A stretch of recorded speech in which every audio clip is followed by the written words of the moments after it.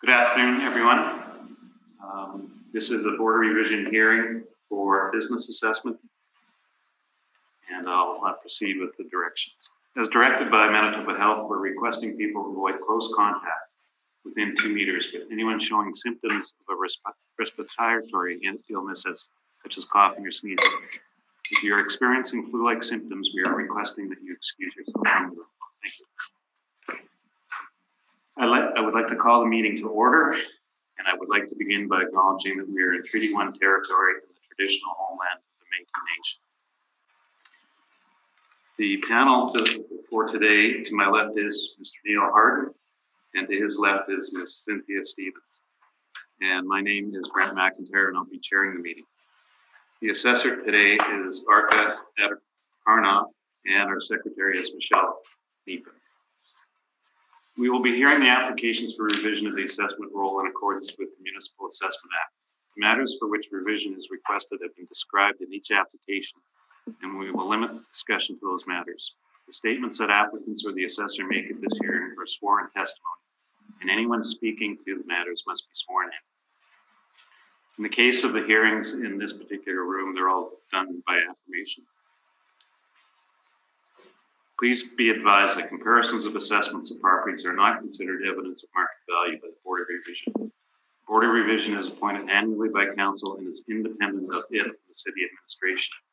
It makes its decision on the basis of the evidence provided at this hearing and issues a written order that will be mailed to all parties as soon as possible. Please note that the Board's decisions with respect to an application may be appealed to the Manitoba Municipal Board if the matter pertains to assessed value or classification, or to the Court of Queen's Bench if the matter pertains to the application of exemptions from taxation. Should you wish to appeal, information on how to do so will be included with the Board's order. With respect to the hearing process, I will confirm the matters to be addressed with each applicant following the swearing in. We will then have the assessor's testimony followed by questions that the applicant may have, and then the applicant testimony followed by questions. Each side will have an opportunity to summarize if they wish. Once all evidence about an application is brought forward, the applicant may leave. The process will repeat for each item on the application on the docket today. The session will close after all the applications have been heard, and the Board will deliberate in private and make its decision. You will receive the order by registered mail as soon as possible. All public hearings are live streamed, recorded, and will be part of the public record. Thank you. So we can just do a general. Instead of going to each property about the matter before the Board, both parties can confirm that these are all just value. Trevor? Yes. So we don't have to repeat it after every property. Just makes it easier. Arka? Thank you. So let's proceed with the first property. Sorry, I should just add, obviously things have changed. So we're not appealing classification, certainly, but there is discussion regarding liability to taxation. Has it been appealed? Not as of November, no. Not officially? Not officially. Well, then why would you discuss it? Because the entire world situation has changed since that time, so there will be some discussion. Well, we'll see where it goes. We can't appeal things in advance that we're unaware of. But as an aside, and this is my opinion, I don't think we know the true effects of what's happened on any values.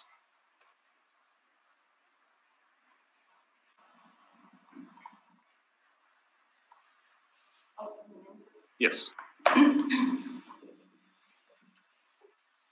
You state your name, please. Do you affirm that the evidence you're about to give at this hearing should be the truth, the whole truth, and nothing but the truth? I affirm. Please state your name, please. Do you affirm that the evidence you're about to give at this hearing should be the truth, the whole truth, and nothing but the truth? I do.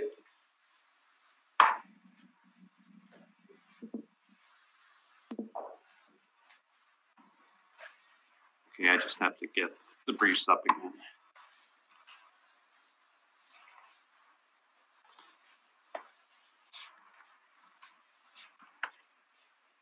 Okay, Arkan, you can proceed.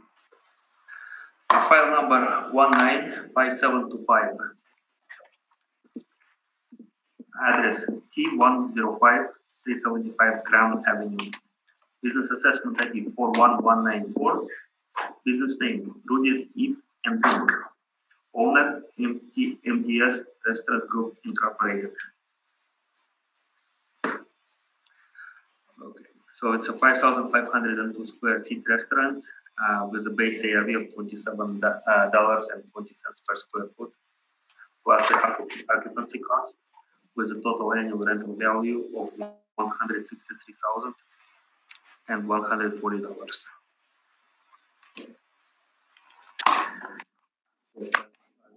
I would ask the panel to confirm the annual rental value. On page 2, comparable properties. They're all restaurants within the. I guess I'll point out the target properties located within the Manitoba Hydro building on the 375 gram or 370 portage, and it's an upscale restaurant. And the comparables we have at 260 Hargrave at 1851 per square foot net, 333 St. Mary's at $22.20, $22 per square foot, 311 Portage Avenue at $26 per square foot, 311 Portage Avenue number 4 at $33 per square foot, 201 Portage at $32 per square foot, and 375 Main at $25 per square foot.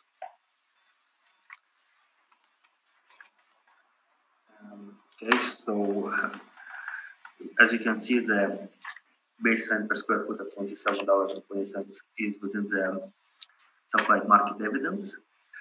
Page 3 provides a board of revision decision for the realty of the building, in which case the decision was the value was confirmed. Page 4-5 provides pictures of the subject property in the restaurant, and within it we can see that it's an upscale restaurant that has indoor and a patio space as well. That's all I have. Thank you very much. Thank you. Trevor, any questions? Yes, I do. Just with regard to the order revision realty order, the subject property that we're dealing with today, the business is Rudy's Eat and Drink, which is 5,500 square feet on the main floor of that Manitoba Hydro building, correct? Yes. And the decision that we're referring to here is reflective of the entire Manitoba Hydro office tower. Is that correct? So it'll be the whole 200,000 square foot new build office building that was under appeal for the realty, not the 5,500 square foot restaurant portion of that building. The realty file I have in front of me is actually for the restaurant portion only. It would appear to have its own roll number. So the realty decision we have is only for 5,500. It's for the restaurant portion only. Well, that is surprising. Perhaps there was a blanket realty done on behalf of all the tenancies. I know that the owner of the restaurant has used our services exclusively over the last 8 years, so it surprised me that they would specifically have done this, particularly given that they engaged me on the business side. That aside, let's look at the evidence in question here. So looking at, I guess it's your page number 2, the lease comparables. 260 Hargrave, that is the MTS Center, is it not? That would be, I imagine, the Moxies on the front of that. Correct? So what was the name you said? Sorry. 260 Hargrave.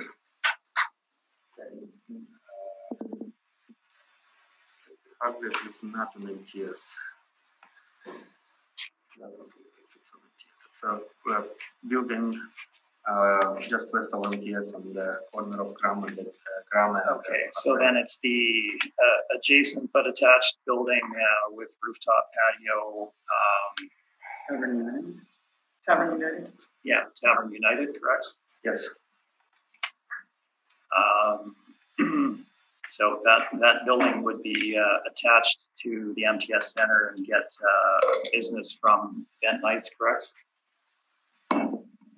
Watch them one together. Yes. 333 St. Mary's City Place. Is this the Shark Club, judging by the size? 17,000 square feet. Yes. That location would have the VLTs that are present there would have a significant impact on the rental rate being driven there, would it not? I'm not aware of the VLTs in the restaurant. Okay. I cannot speak to that. That's fine. 311 Portage Avenue. This is the new Center Point building directly north of MTS Center on the other side of Portage Avenue. The two restaurants there are the Merchant Kitchen and Brown's Social House, I believe, right? All Brown's Social House being a national chain. 201 Portage, we're looking at what was formerly called the TD Tower,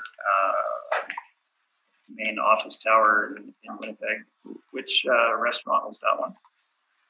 Comp 5? That's Mercatinos. I'm sorry? Mercatinos. Okay. Is that located in the underground concourse, I gather?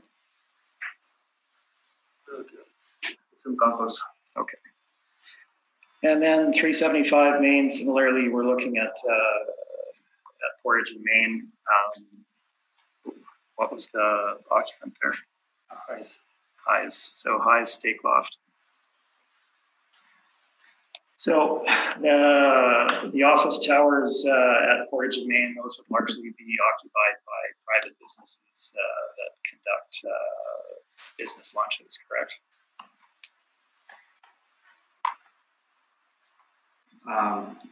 The buildings are occupied. I won't answer to the part of the question. So the buildings are mostly occupied by maybe perhaps not only private businesses. As far as what they conduct, I'm not going to specify because I don't know. Fair enough. The actual rent for the subject property is $10.50 plus percentage rent, and yet the city has a base rent of $27.20 a square foot assigned to this property. Can you comment on that? Oh, again, as you have mentioned, it's the low rate per square foot plus percentage. Mm-hmm. So with that, we have to look at what other properties in the area renting at net rate per square foot, right? So that is why $27 per square foot, or approximately 27, that number, 27.20 per square foot, was model generated value based on other rents of similar restaurant types of properties in the area. Okay, and just to kind of as a wrap-up question, when the business role is completed by the city, is it not done on the basis that the property is fully occupied for the entire year? The premises? So when the ARV is developed, is it not completed internally on the same standard where it's considered that premises is available for use by that business over the entire period of the calendar year. Well, I cannot answer your question specifically at this point in time. Okay. Those are my questions. Thank you. Neil? Do you know if this property does benefit from being in the shed district? Does it do any increased business due to its proximity to MTS Center? I do not know the specifics of which the property, what benefits, whether the property directly benefits from MTS Center or not. I know it's 1 block away from it. Very close to the comparable number 1, which is Tower United, so that's the next property from it.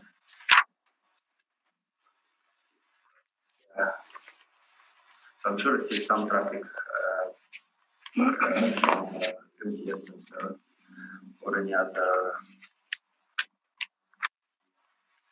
business within the area. Now, on the realty decision, you say this is its own separate roll number? Yes. Okay.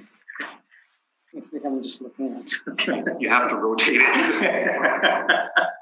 And then it screws up the rest of the document. Yeah, that's exactly what I just discussed. Yeah. Okay, no other questions. Cynthia? So are you aware of why the rent here might be so much less than properties that you're showing us comparable? Again, I cannot speak on the specifics why the rent is so much less. We do not see the rent agreement. We do not see the specifics of the little details that they're going to. Maybe it's a question for the applicant then. And when in looking at did you do an average of your comparables? If you said it, I missed it. Sorry. Oh, I did not provide the average. Okay, because I'm just, this is sort of falling in the middle because you've got a bit of a range here. I'll just give you an average of this. So $26.08. Okay, so this is falling a little bit higher. Yes. Is this model driven? Yes, it is. Yes. Okay, that's all I had. Thank you. I just have one question. Is there least a percentage of rent too, or percentage of sales? Well, there is a percentage involved. Percentage of sales. So then I would assume, and you can answer yes or no, that on the realty assessment deal, the mailer would have indicated that. Well, just take a look at it.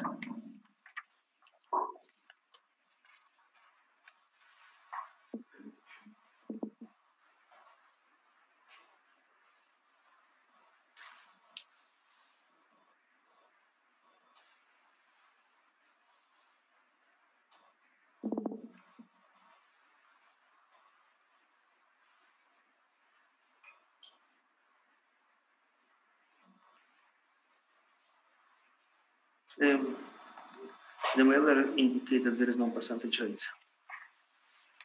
Could you Sorry, what repeat did that? you? Yeah, I missed that too. What did you say? The mailer indicates that there is no percentage.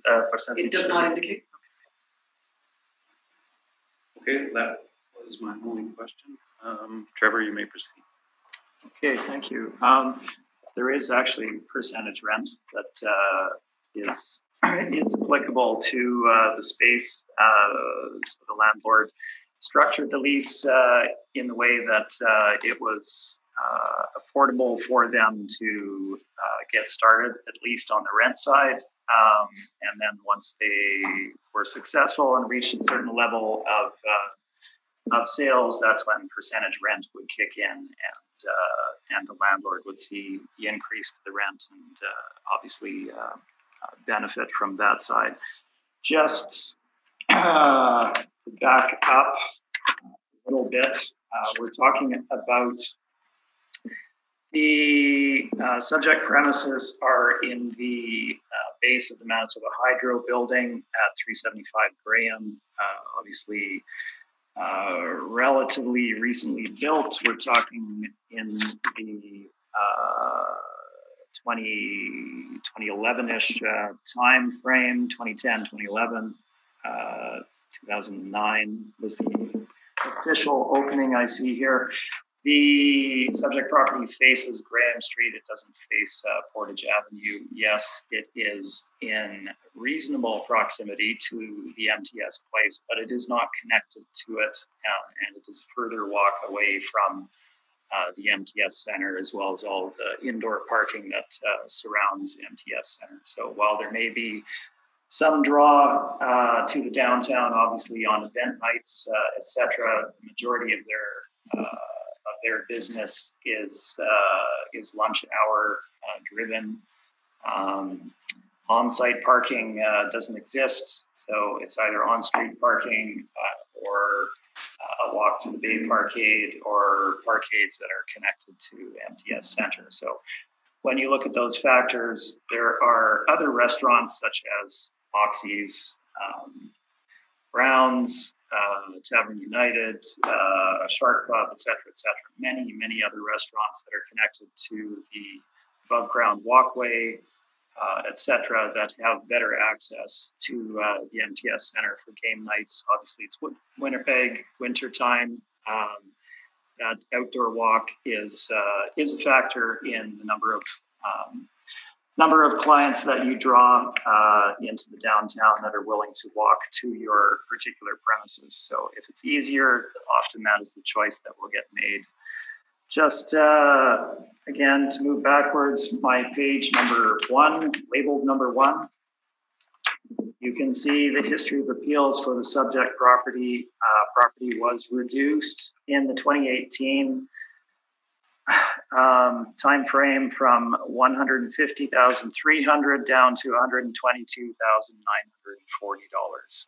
We were not in agreement with the final number ultimately, but an appeal was not filed on the business at that time. Obviously, you can see the reductions prior to that time frame as well. The Manitoba Hydro Place itself is a LEED Platinum certified building. At one time, I'm not sure this is still the case, it was the only office tower to achieve this designation in Canada. There's a lot of standards that go along with this. Meeting this LEED Platinum designation, that being energy conservation and environmental factors. The subject itself, the restaurant, had to meet numerous parts of this, that being recycled materials included in the development of the space itself, but more than that, energy efficient appliances and venting for the kitchen. Originally installed at the expense of the landlord. However, the initial venting was not adequate. They had to run additional venting up 22 floors to the rooftop at the expense of the tenant themselves. The layout and design of the space itself is shown in the photos beginning on page 2. You have a bar area, a restaurant seating area, etc., with the furnishings as shown. Yes, it is. I would call it a casual restaurant rather than a high-end restaurant. It's not in the category of a Highs, certainly, or anything of that nature. The materials used, as noted, are generally recycled, including flooring. Some of the booths, etc. Location of the property as described on page number 4, you can see base of the property there, 360 Portage being the address for the hydro tower itself, 375 Graham. On the south side is where the subject is located, and you can see its proximity in relation to MTS Center versus other competitors in the appropriate area. Moving on, let's get to page number 6. So the Manitoba Hydro building was obviously developed for a single tenancy. It's not a multi-occupant building. It is a government entity as well. The significance of this is that if you look at 201 Portage, if you look at the main 3 towers around Portage Avenue, you're looking at a lot of higher end law firms, other tenants of that ilk, etc. Business lunches are a major driver of business for these organizations, and they have mandate to take clients out, develop business, have meetings, etc. They often do this at the restaurants that are included in those buildings. That's not the case for Manitoba Hydro. Not that Manitoba Hydro employees don't go and eat at this place, but they don't necessarily have an entire building full of people with business accounts that they can take potential clients from Manitoba Hydro to Rudy's Eat and Drink on the main floor. It's simply not the same thing. You're going to drive significantly higher business being located at Portage and Main and some of these other centers versus being in the base of the Hydro building. I don't deny that they're within a block and a half, 2 blocks of MTS Center, but we've already discussed the issue with regard to draw to this particular location in that way. The subject property opened in 2009. They started pre-leasing prior to that time frame. Obviously, they were looking to draw a national chain to the subject at that time.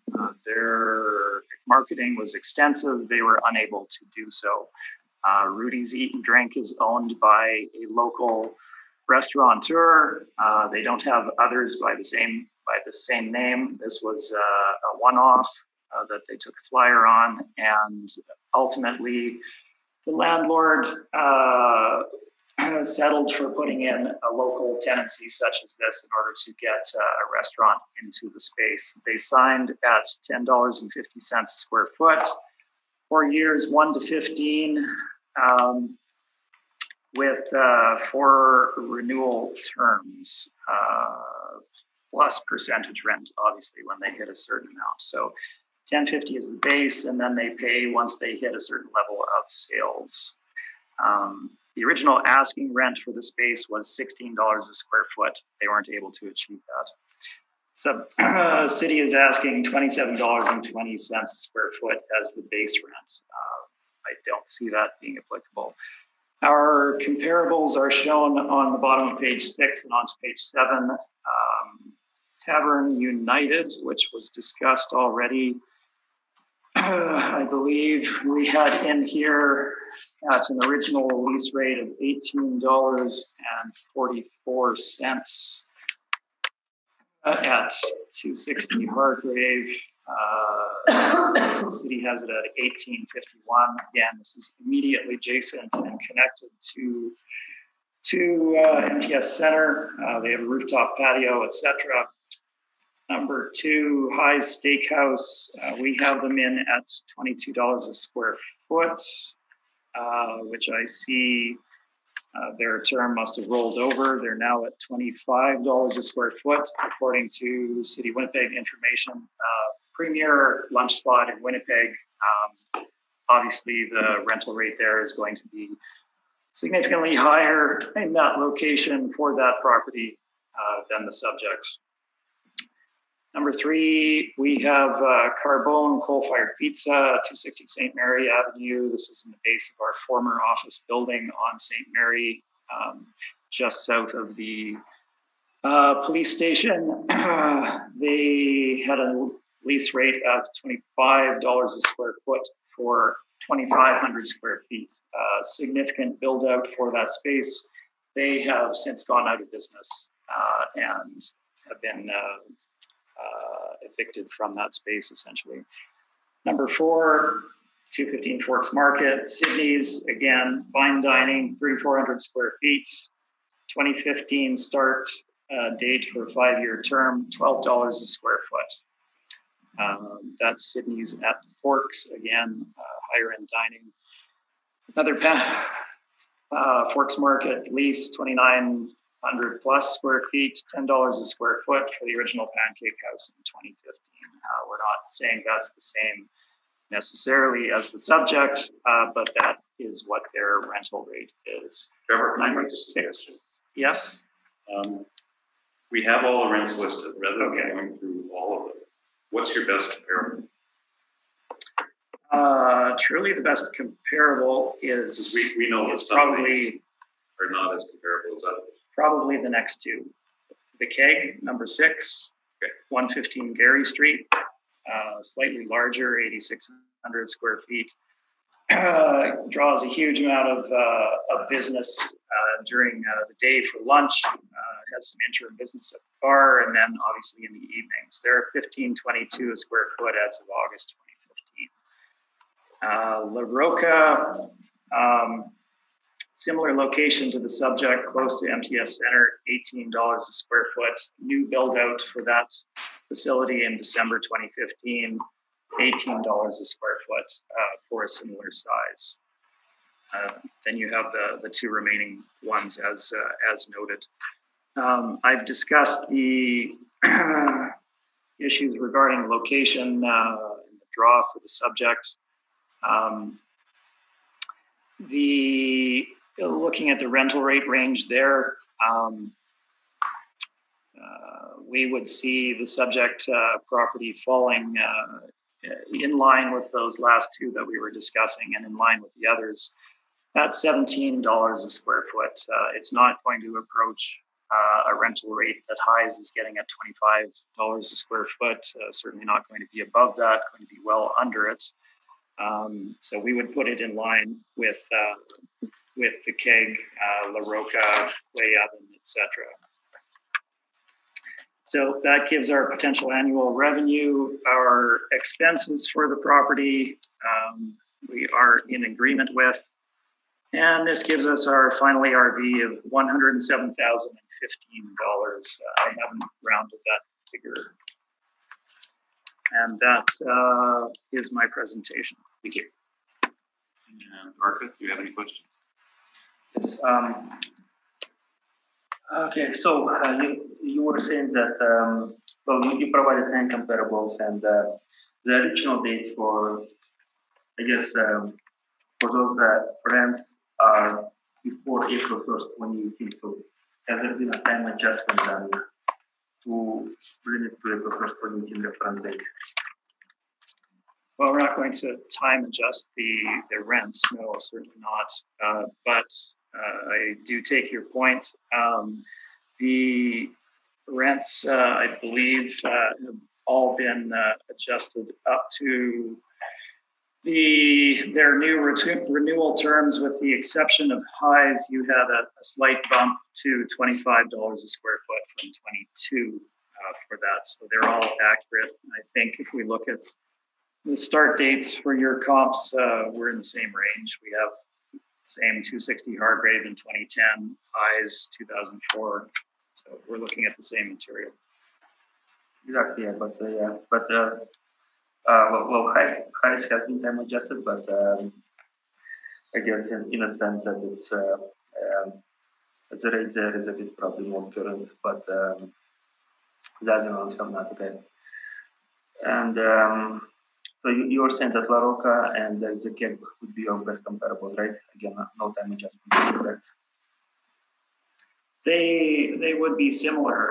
The Keg has an advantage in that it's obviously a national chain with large advertising campaign. The draw for the Keg is kind of automatic.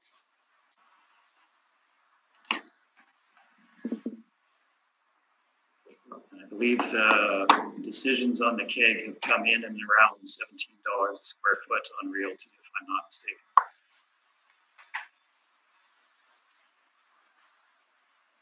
Well, that's all I have. Thank you very much.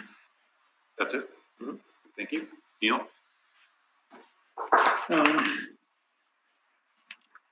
Okay, do you have any idea in recent years? I mean, it struck me that you would stabilize the percentage rents. Do you have any idea what that would be work out to? Unfortunately, I don't. I did not have access to that material as far as what they would have paid in percentage rent. I don't represent property management for that, which is Manitoba Hydro. So I did not have access to that, and it wasn't available immediately from the tenant, my client either. They've obviously been paying percentage rent, so they're not paying 1050. I grant that they will not be paying in excess of what you'd expect to pay for comparable properties. Okay, it wouldn't be double. I'm sorry, I didn't. I said the percentage rent wouldn't be double the base rent. No. Okay. No other questions. Cynthia?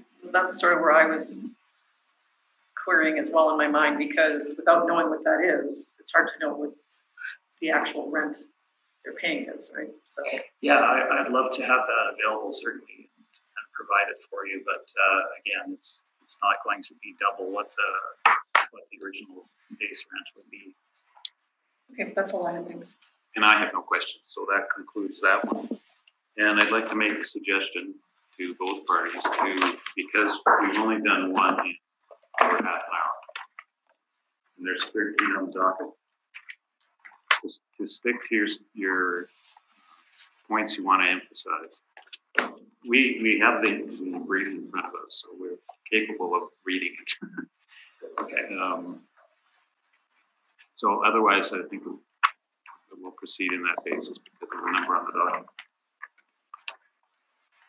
The next property is Unit 35D, 3965 Portage. Okay, file number 195710. Address 35D, 3965 Portage Avenue, business assessment ID 29018. Owner Birchwood Automotive Group Incorporated. It's a 9,700 square feet premise with a base area of $14.11. Plus the occupancy cost with total annual rental value of $160,620. I would ask the board of revision to confirm the value. As such, page 2. Can you slow down? I just have to bring these ones up again.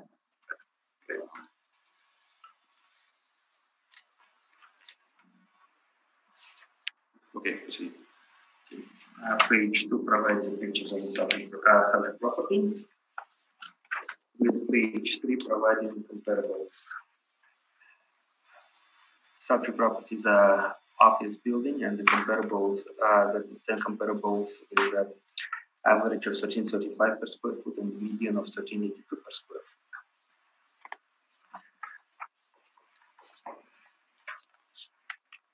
When I did a review of the comparables, they would appear to be inferior to subject property from the exterior appearance. And just on page, the last page there is the Board of Revision decision, where the board reduced the assessed value of the building using a cap rate and a different net operating income. That's all I have. Thank you very much. Thank you. Trevor? I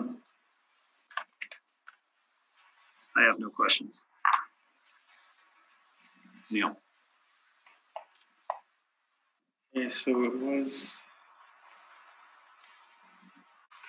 well, it was reduced, but only because of cap rate, not the realty. Is that correct?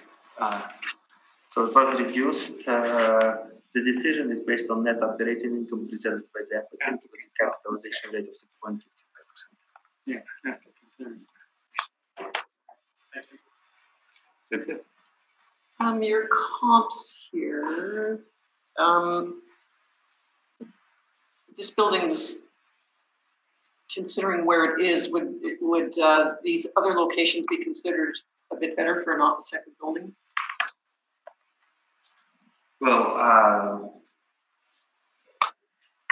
Well, that locations are located on the busy streets, and I guess, yeah, you're right that the location of subject property is primarily designed to serve the vehicles, car dealerships in the area. But yeah, like Unless you're going to the car dealership, you're not going to be going there, right? yeah, so purely for office purposes, I would say that other locations are a bit better suited. Yep, thank you, that's all I have. And I have no questions. And I just have to bring up your briefs, Trevor. Okay.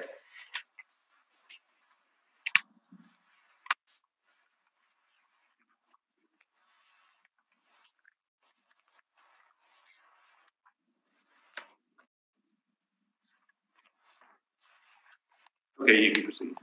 Okay, thank you. Just a quick note. So the 2020 Realty obviously has already been heard. The decision was shown there.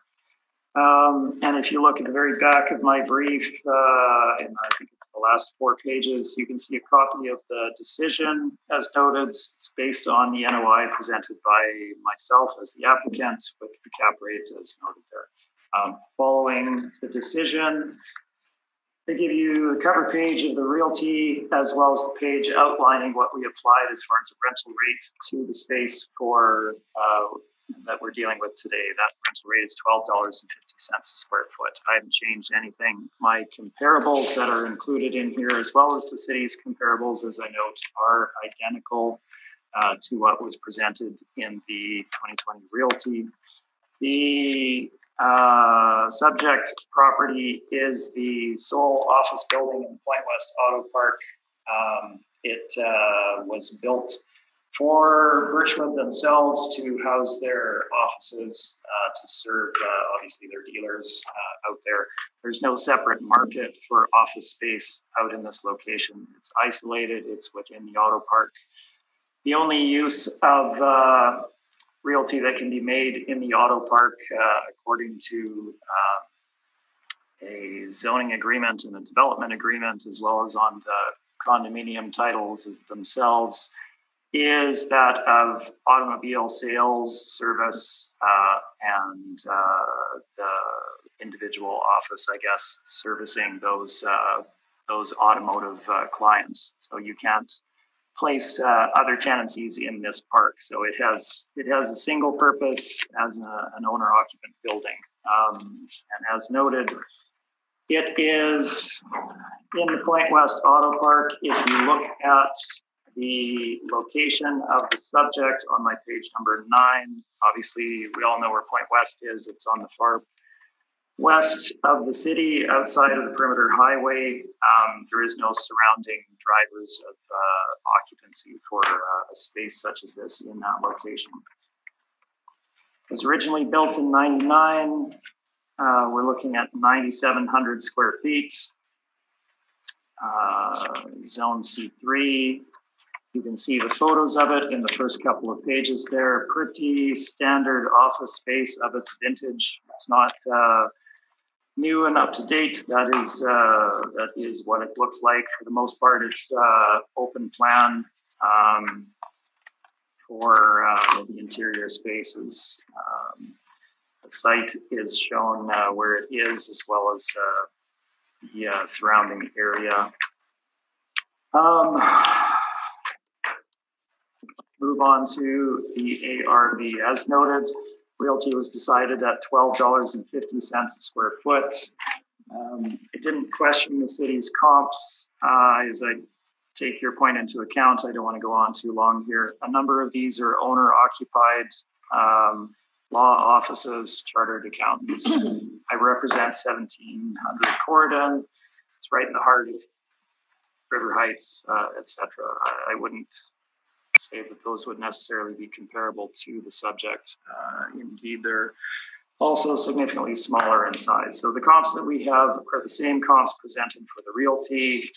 They're on page number 11. You can see our range is in that 10 to 13, 1350, 14 at the upper end. per square foot for office space. We tried to have most recent rents that would be of properties of a similar utility, not always the same location. You're not going to find a lot on the edge of the city like this. So we have some on main thoroughfares such as 1700 Corridon, 2020 Corridon. Those are higher end at 1350. We have smaller property on Gateway, 1350. Some downtown office buildings of a lower end in the 12s. So you can see what we're looking at there.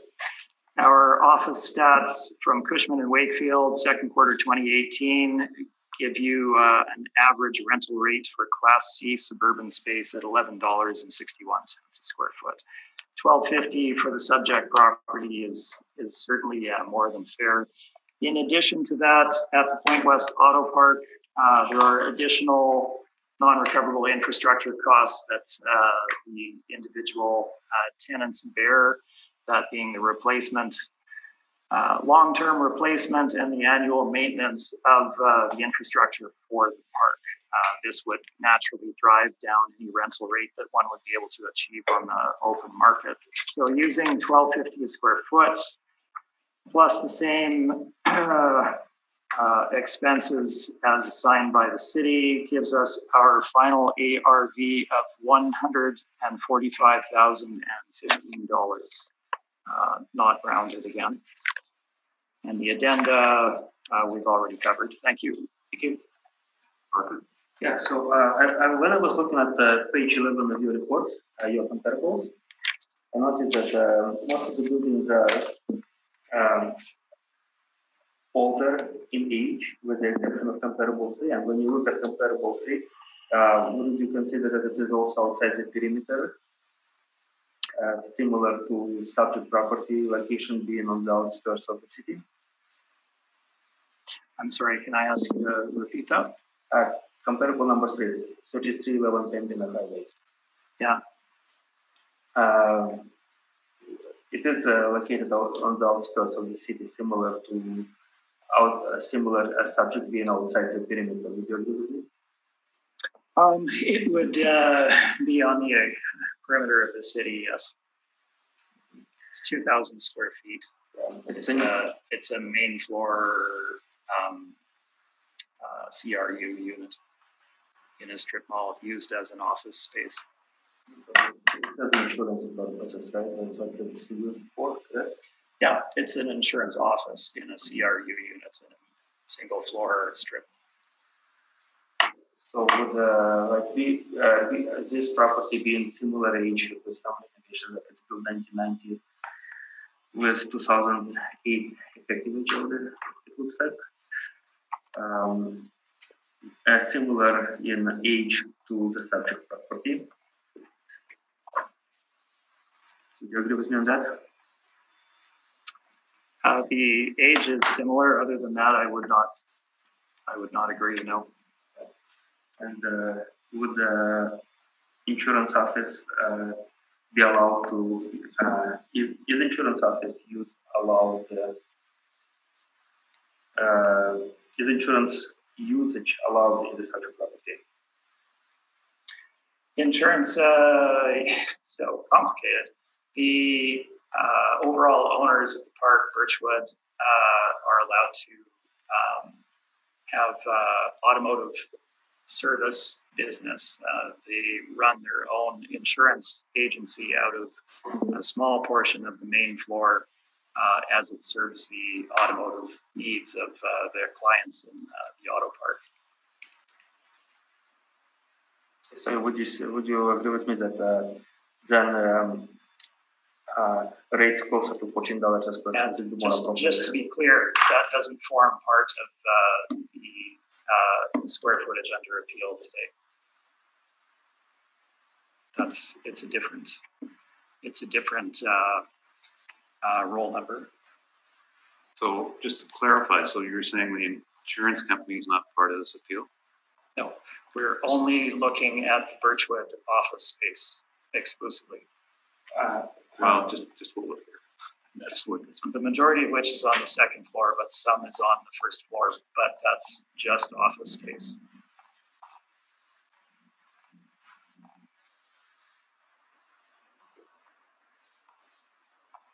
If you look at the photos, And I agree with you that but what's under appeal is that work should automatically office space. I guess my point is would since insurance use is allowed under the yes, agreement, so would the insurance use insurance comparables would be a good comparable to compare such.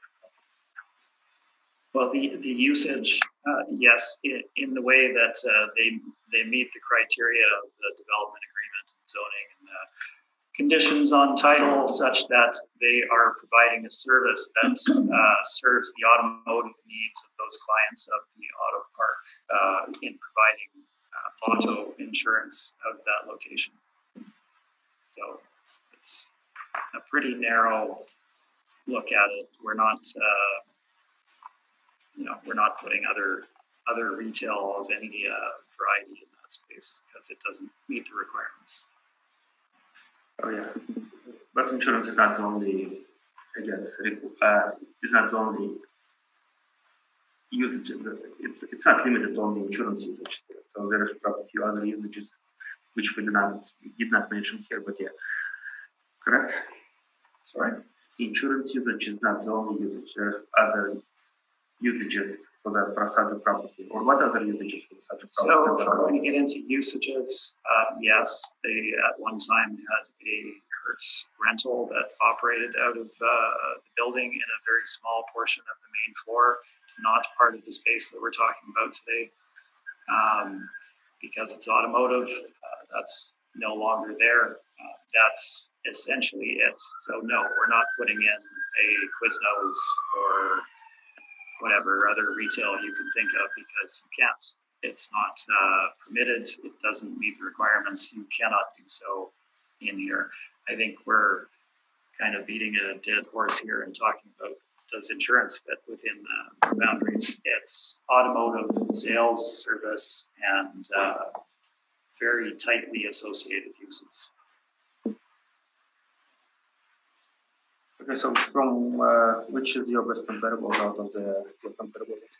It's not single comparables. It's looking at the market comparables as presented as well as the market statistics as shown on page number 12.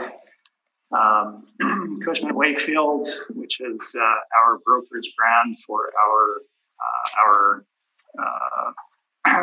realty company, Cushman Wakefield Stevenson, puts out an office market study in which they survey the broad office market. They do a very good job of it, very extensive survey. You can see the statistics shown there. We're looking at Class C suburban space essentially at $11.61 a square foot on average. The space for the subject property, while it's relatively large, which would drive down your rental rate, it is also in decent condition. So we're at $12.50 a square foot, all things considered. We're not looking at individual comps. As again, we don't have anything that would be perfectly comparable to this. We don't have an office building on the eastern side of the city in a similar location with actual market leases to compare it to. Most of your comparables range way higher than $11. Most of them are around $13 per square foot. Is there a question in that? Asking you or yes. Yelling? Sure. Are most of the comparables? So it's not a yes or no answer. When I look at the comps, if you look at 1 through 5, which are generally the higher ones, better located, etc., Corridon Avenue, look at the square footage of these comparables and the location of them. We're looking at 1 to 3,000 square feet here, roughly, for significantly better located properties driving in that $13 to $14 a square foot range. I'm not presenting those as a means of framing the subject. It's not that they're directly comparable to that. It's that those are superior and to the subject property, and you can see where it would fit within the overall framework of what we're providing. Again, we've covered this extensively in the realty decision that was already done. That's all I have, Cynthia. Thank you. Neil? No questions, but just a comment. Should we accept your value, it would be 145,020. Oh, yes, I didn't do the rounding. I apologize for that. So That's okay. absolutely. We can do it. Cynthia? I have no questions. And I have no questions. Does anybody need a break? Nope.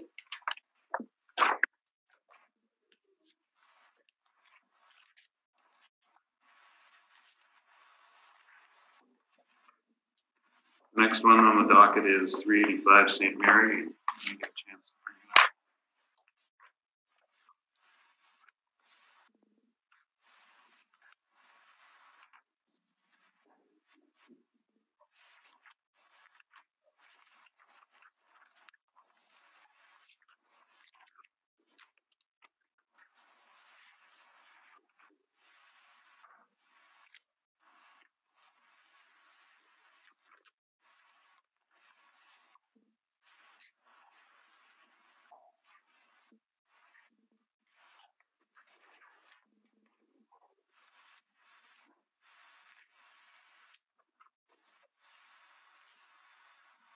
You can proceed, Arthur.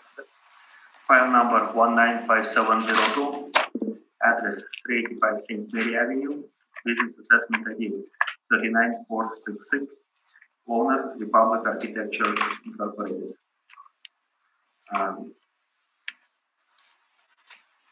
Project property consists of two premises, each one of them at 4,695 square feet, with base ARV price per square foot of 1720 and 1675.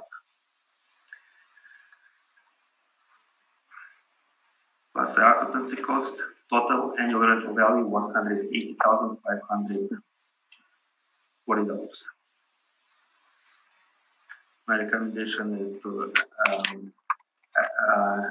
confirm the value at $180,540,000. On page 2, we have comparables, 4 comparables of office buildings, as well as pictures of the property. And continued on page 3 is the board revision decision for the realty aspect of the building. That's all I have. Thank you very much. Thank you. Trevor? Yes, have you had the opportunity to be in this property? No, I have not. Okay. Looking at the comparables on page 2, 870 Pembina, that is the 2-story office building roughly at the corner of Taylor and Pembina. I believe that's Engineers Geoscience of Manitoba, is that correct? With a law firm in the other side. Modern building built in 2008. 2008, and as far as is that the correct property though? well, it's property on Harrow and Pembina. Yeah, okay, Harrow and Pembina. It's on the east side of Pembina there, correct? Yes. Okay.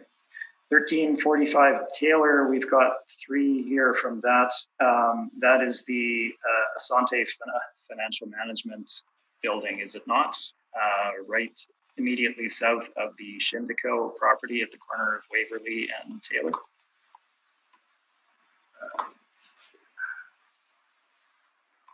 Yes.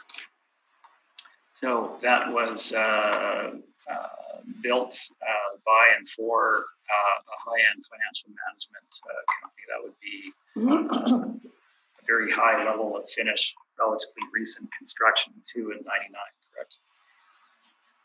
Well, I cannot speak of the specifics of the type of construction the building has had. So all I have is Okay. it's a very age in the square footage, and as well as the price per square foot. Okay. One of the comparables there is medical center, I believe.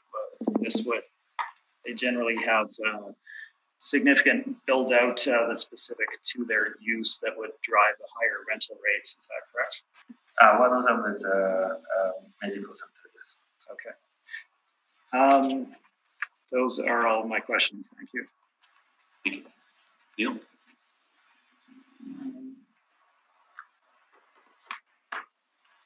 So there's 4695 on two levels. Is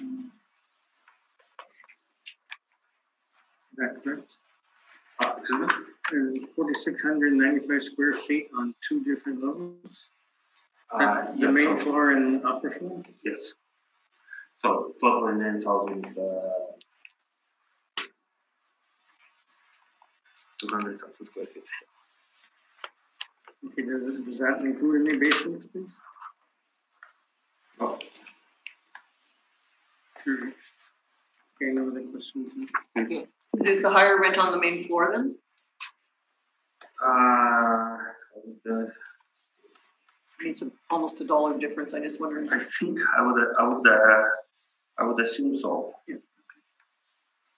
That's all I had. Thanks. Thank you. So my question is, it's a single tenant building. How long have they been in there?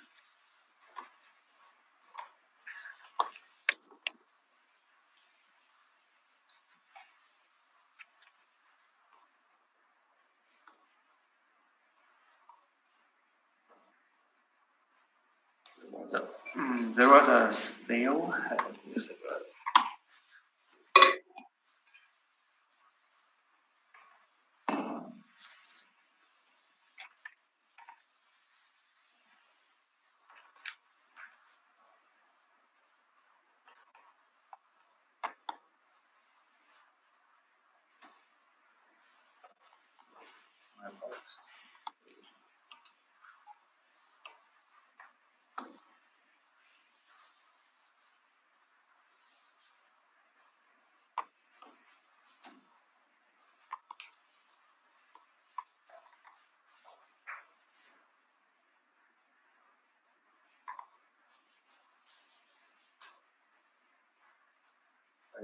My apologies. I did not print information on sales. So there was a sale in 2016, end of 2016. So did they move in after the sale, obviously, or were they there before?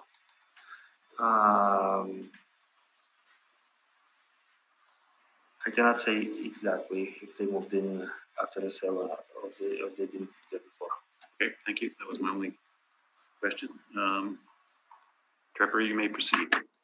Thank you. So property was purchased in October of 2016 by the present owners. Present owners are the occupant as well. It's owner occupied. It's not an arm's length tenant that is in place there. And there is no market rent to base anything upon in order to determine whether they're at market or not. So again, property was bought in 2016. The property prior to its current configuration inside had a number of different other owner occupants. It was a law firm. It was a realty firm. Going back in time, it was Royal Page Commercial at one point. And it had remained largely as originally demised with very minor physical improvements inside. So it was perimeter offices with older furnishings in 2016. The present owner-occupier is a architecture firm that didn't meet their specific needs, so they bought it with the intent of renovating it for their specific needs. So bought in 2016. They created a wide open plan, as you can see from the photos, with essentially no individual offices. It's open plan with some breakout meeting spaces and some central coffee areas, things like that. That is how they've designed it. It's essentially wide open with the steel deck ceilings and lighting. You can see the steel pillars going through the concrete, and they've polished the cement floors for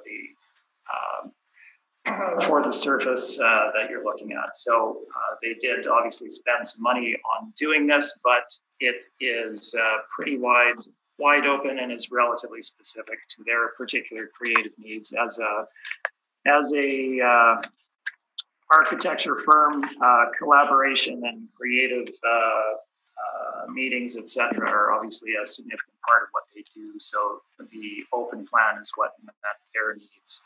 What we're finding, or what we're seeing today, obviously in today's world, with the recent events, with COVID-19 coming into the world's mindset, and all of the health and regulation issues that surround that, open plan offices are facing significant challenges now. You're now looking at 2 meter distancing being mandatory, certain circulation patterns within buildings, etc. Reinstitution of barriers in between workstations, spacing out, so losing actual workstation space. I think we're all aware of because of the situation. Yes, so we're all generally aware of it. So in looking at open plan, its original intent no longer can be fulfilled in the original manner. We're facing that ourselves in our own building, where we're certainly losing a number of seating spaces and having to alternate who's in the office at what time, etc. So this form of office space is going to see significant challenges going forward. There's no denying that they spent money on it and it's nice, but it's for a specific purpose, doesn't meet everybody's requirements in the normal market office, and now we have this additional layer of regulations that have to be met in order to occupy space. So photos are there for you to look at. The actual breakout of the space is different than the city has. The space, and I do have the plans for this. I'm not sure if they were included in this. They certainly were for the retail, or the realty rather. The space, as shown on page number 10, is broken out into 4,125 square feet for the first floor and the second floor, and then they have 1,062 square feet in the basement that is considered occupiable space, for a total of 9,312 square feet. The property is not elevated, so you do not have access to the second floor without walking up the stairs. Obviously, this is a limitation in the marketplace for a significant number of market occupants. Looking at the valuation for the subject property, I'll just draw your attention to parking. Page number 5, you can see the surface parking lot on the north side of the property. Page number 6, you can see the same parking lot, again on the north side of the property from an aerial view. They have limited parking on site for this property. They have a single row of parking, essentially, that does not accommodate all of their needs for that property. And it is located towards the western end of St. Mary Avenue. Let's move on to the actual analysis. Our comparables are on page number 9. We've provided you a significant number of comps here, 10 comparables, all in the same downtown area. Generally, we're looking at B and or C class buildings here. For the most part, these are B class buildings. of comparable utility and location. So we have rents ranging from largely ranging from 2015 through 2018 as start dates, standard terms of 3 to 10 years, largely 5 years. And our spaces, again, it's difficult to get exact comparables. So our range, we tried to keep it in that same range as the subject, but we're in, say, 3,000 to 10,000 for the most part in terms of size here, 3 to 5. And net rental rates. So 260 St. Mary, that's a main floor restaurant tenant. They're at $16.50 a square foot. That was Carbone's as well, also out of business now. In 1,600 square feet, 195 Fort is office space at $16 a square foot, significantly nicer than the subject. Let's move down two more 260 St. Mary comparables, 2017 and 2018, 5 and 10 year terms. This is our former office space, very nicely developed, $13 a square foot in a 2018 lease. The other office space, again, identically developed, essentially 3,000 square feet at $12.80 a square foot. You can see the other ranges there. The subject property, oh yes, then we have basement rents starting on the top of page 10, ranging from $6.50 to $9 a square foot is essentially what we're looking at. Basement space for office, relatively rare. So this is what we have to show you covering the market. Again, market averages for Class C downtown, $11.76 a square foot. Based on size, single occupant, it would be Class C. It's nicer than that. We're not suggesting it's not, so the rent would be higher than $11.76. It's originally built in '58. Obviously, they've done the work as outlined on page 10. Looking at how it would rent in the market, you would get more money for the first floor than you would for the second because of the lack of elevator access, as well as it being on the second floor. And then basement space obviously is lower. So we've applied $15.50 to the first floor, $14.50 to the second, and $9 a square foot to the basement space, giving us our annual rental total there. We provided some background on vacancy, etc. We're in agreement on the cost to occupy. And page 13 gives you our summary of the ARV coming to $156,314. Again, not rounded, so that figure will change somewhat. The addendum materials I did not include in this brief. Thank you. Thank you. Barbara, any questions? I don't have any questions. Neil? Okay, so it's not $46.95 on each? It's not. No, so okay, that would include the basement space then? They must have worked the basement space in there because the numbers come out similarly. I think the city is at Slightly more than you. what are they at in total square footage? Newark at 9390, and we're at 9312, I believe it came to. So yes, I would assume that they've included the basement space in the overall total somehow. Arca, can you enlighten us any on that? I just took a photometry and I did the perimeter, comes out to be 5,025 square feet footprint.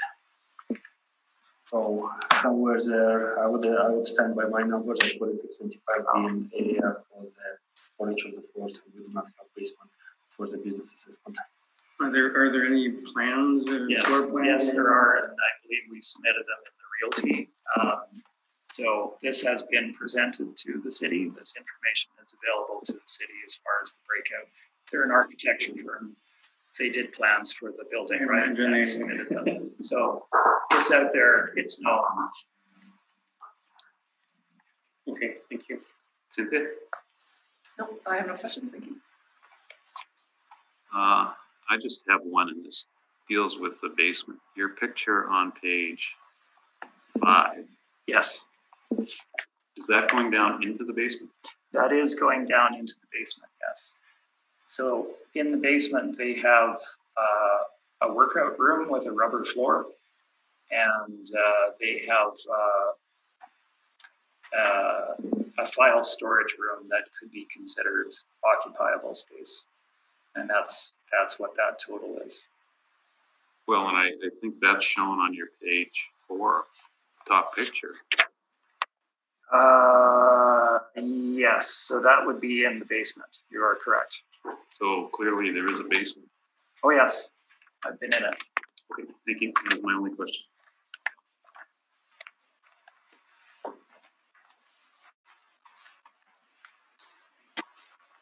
The next one is 2554 Portage Ave.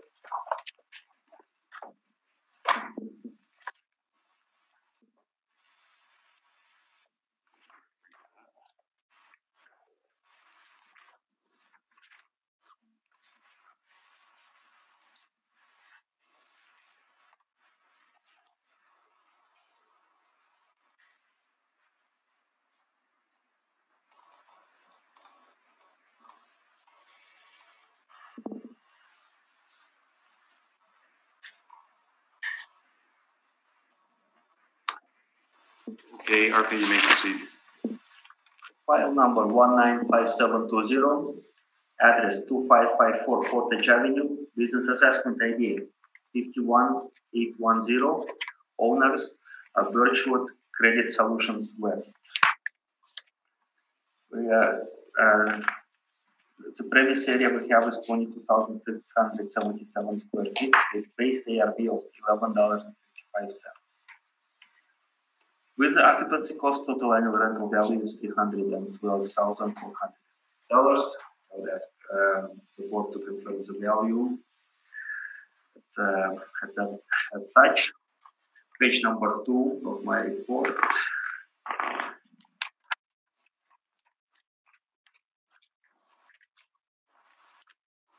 Provides comparable sales consisting of retail comparables at the top of the page, comparable 1 to 27, as well as automotive related comparables at 20 as comparables 28 to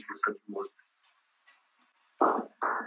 Subject property consists is a vehicle dealership, and as such is being compared for the valuation purposes using a mix of automotive related comparables as well as retail, because such property can consist of both automotive related and retail where they sell vehicles. Average for retail is 1886, and the median is 1829 per square foot, and average for automotive is 1754, and the median is 1625 per square foot. Page 3 provides aerial view and the street view of such a property. Page 4 provides a board of revision order for the realty side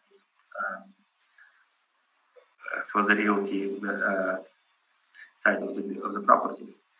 The decision there was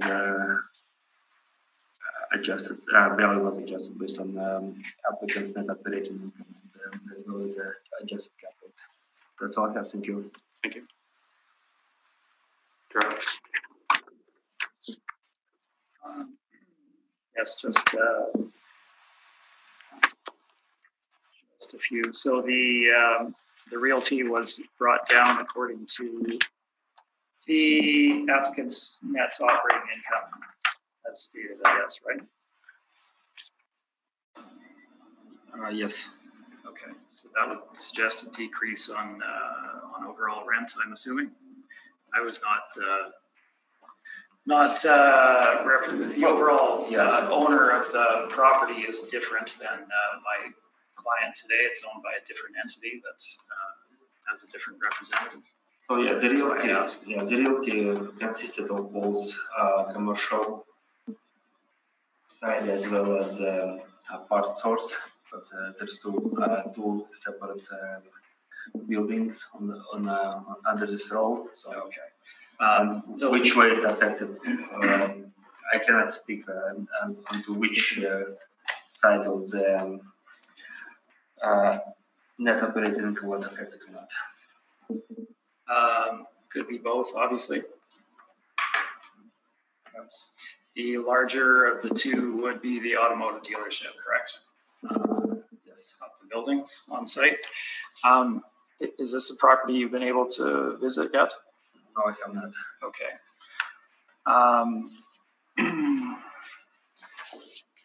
You're not going to want to hear from me twice on comparables. Shall I just save that to the other auto dealer, Mr. Chair?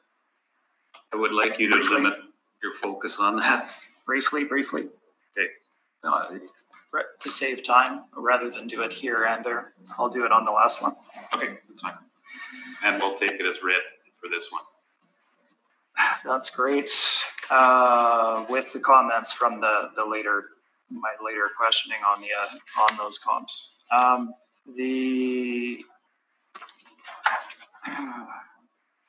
Those are all of my questions. Thank you. Thank you. Neil? So you say there were the two properties, the part source, and then it used to be a Mercedes dealership. Now it's, I forget what it is right now. Some other dealership, not Mercedes. So that was combined for the two. Realty was for the entire premise parcel, whereas I guess business assessment is only for part of it, which is virtual credit solutions. Okay. I just wanted to be sure I understood it correctly. Anything else? Yes. Cynthia? I'm turning my head sideways here. Just on your realty or on your car dealership comps, they're all coming in higher than where this has landed. Would that be to do with age, or I don't know, some of these are older as well.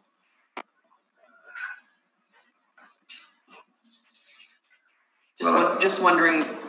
Again, it takes into account lots of things as when it deals with vehicle service, vehicle dealerships, because it blends value from retail as well as automotive related. So the 1155 is that model? It is. So that wasn't adjusted. Okay, that's all I have. Thanks. And I have no questions. So Trevor, you can proceed. Okay, thank you.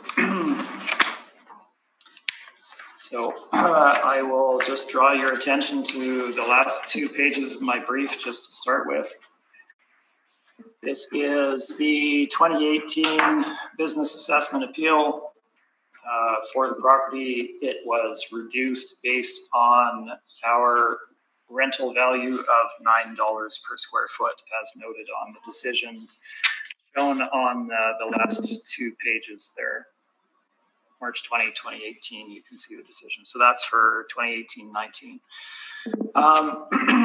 Looking at, again, we don't represent the overall owner of the property. It's an external owner. Our client here is a tenant in the property, so we only represent them on the business. That being said, the realty for the property has come down in 2020, 2018, and 2016 quite significantly based on reductions in income for the property.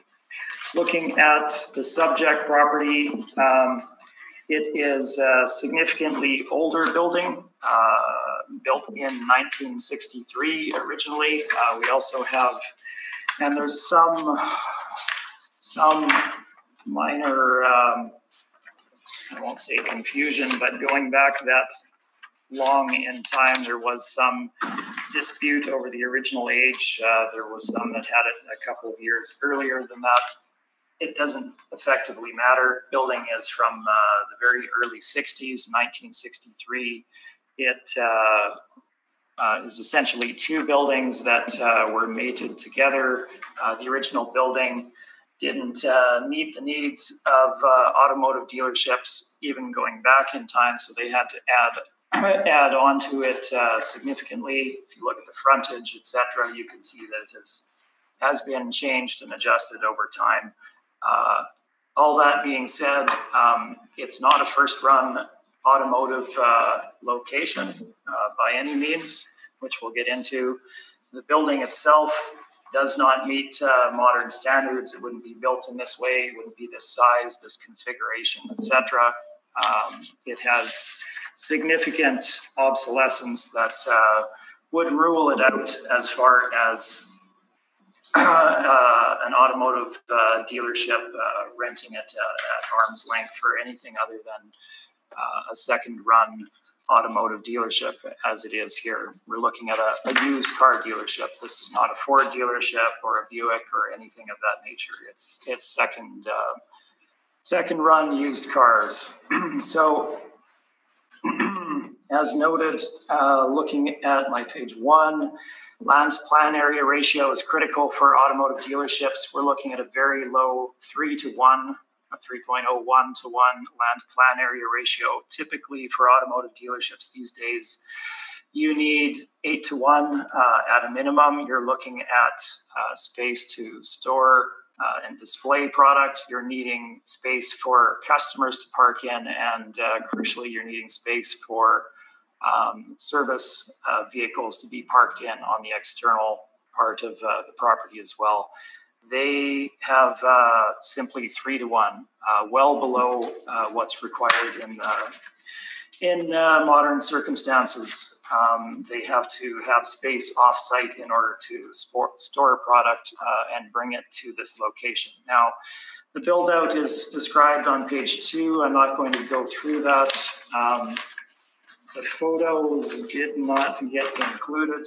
There is a relatively large amount of indoor automotive display space here, which is certainly unneeded for a used car dealership. It's overbuilt in that regard. At one time, it was first run. Now it's not because of the location and the build out, so that space is largely vacant in the front. They also have second floor mezzanine space that's quite extensive, as well as an undersized shop area at the rear of the property. So overall, the configuration of the building doesn't meet automotive dealership standards in today's day and age. Let's move on to the site itself, page number 3. As shown on page 4, it's at the south eastern corner of Portage Avenue and Moray Street, at the Moray Street Bridge. Access to the site is very poor. There is no direct access to the site from Portage Avenue as you head westbound. There is a right, or rather a left in off of Portage Avenue westbound on the far eastern end of the site by the part source and by the hotel, and they would then have to drive across the property to get to the subject itself. It's poorly configured in that way. The northbound Moray access, again, there is no direct access on that side of the property. Moving to parking for the clients of the property. If you look at the front of the property, that's all display space. There's essentially nowhere for the clientele to park on the property, or extremely limited. So the building, the layout, construction quality, etc., of that building do not meet today's standard. The the owner of the property would have a first run automotive dealership in there if they could, and they were unable to do so, which is why our client is in there as a tenancy. And our client is in there as a tenant as of July 2015 at a net rental rate of $7.50 a square foot. That is what they're paying for the space. And frankly, it hasn't gone that great for them. It's not been a great location sales-wise, and they are looking at their options when the term runs out. So they're paying $7.50, and it's not going particularly well. Looking at the comparables, what we do and what should be done in approaching valuation for auto dealers is look at the property and look at the marketplace to determine what fair market rent would be. There are, with the subject aside, there are essentially no arm's length automotive dealership leases on the marketplace. So how do you determine a fair market rent? We look at two things. If you look at a modern automotive dealership, you essentially have showroom space with some office at the front, roughly 30% of the building. And then you have automotive service at the back of the building in that 70% range. So kind of two things. So we look at automotive service and we look at showroom retail. So the first section of our comparables shown on page 6 are automotive service. You can see each of the tenancies there. As noted, the terms, the start dates, and the net rents. By and large, we're looking at main thoroughfares here in facilities that have arm's length leases. These are all arm's length. So we're looking at some Fountain Tires, Absolute Auto Guard, auto repairs. We have some commonly owned ones such as the 747 Osborne and 208 St. Anne's, Osborne Auto Center, Penner Auto Service on St. Anne's. They also have one on Pembina. The rental rates that we're looking at by and large are in that $9 a square foot up to call it $12.50 per square foot on the high end typically. Now, let's look at the size of these properties. We're looking at a low of call it 2,500 square feet up to a high at the very high end of 14,000 square feet at $7 a square foot on Oak Point. That's an actual truck dealer. But typically we're looking at, you call it 2,700 to 8,000 square feet, significantly smaller than the subject property. Economies of scale, etc., you're going to have a much lower rental rate simply on that basis alone than what's being described here. So $9 to $12 a square foot for better sites, arguably for automotive service. Let's move on. Bottom of page 7, showroom retail. So we're now looking at the front of the building where the offices are and the autos are displayed. So we need to find something that's comparable. So we've compared it to, as best we can, to retail showroom type space that's well located. Let's look at 1290 Kenniston, number 4 and number 5. We have TransCanada Brewing in 15,000 square feet, and 1290 Kenniston, we have Lux Barbecue in at 9,700 square feet, call it. 2015 leases, former industrial building, entirely redone as a showroom retail type space. Those tenants are in there with lease start dates in 2016 at $12 and $12.50 a square foot. This is immediately opposite the Mercedes dealership on Kenniston. Pretty front and center as far as the prime location goes. They're paying $12.50 for that portion. for that location, for that amount of space. Again, significantly smaller than the subject. We have other ones, obviously, 980 Lorimer, $12 a square foot, 2018 lease for a shoe retail location. This is, if you head east from IKEA, just off of the Sterling Lion Parkway there. This is Modern Flex Warehouse, and it's all of this of a similar development with that showroom retail and or office or tenancies of that nature.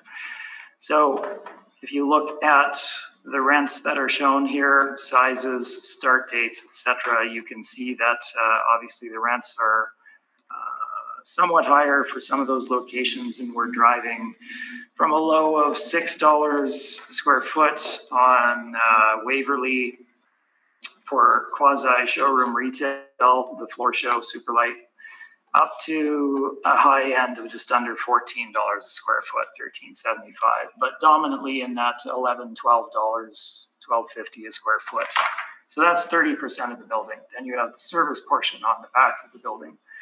And if we look at the subject building itself, we look at the location, the issues with it, it's not going to drive that. They can't get a better tenant. Our tenant that's in there is questioning whether they want to stay. We've applied a slight increase over what they're paying and what was decided in the last cycle at $9 a square foot, and we've assigned $9.50 a square foot as the rental rate. Using the same expenses as the city, this gives us a final estimate of $266,000, and that probably must be adjusted based on the rounding factor that the city uses as well. Thank you. Thank you. Mark, any questions? Did this actual property had any renovations done to it? It's had some renovations over time, absolutely. So it's, when I look at it, I see, or any additions built to it recently? Yeah. Recently? Yes. Or when was the recent addition built to it? I don't have a date for when the most recent change to the building would be done. They did some exterior. If you look at my front cover there, you can see that they put some metal framing up around the exterior side of it. I'm not sure when that service reception area on the east side would have gone in. But to my knowledge, it's not recently.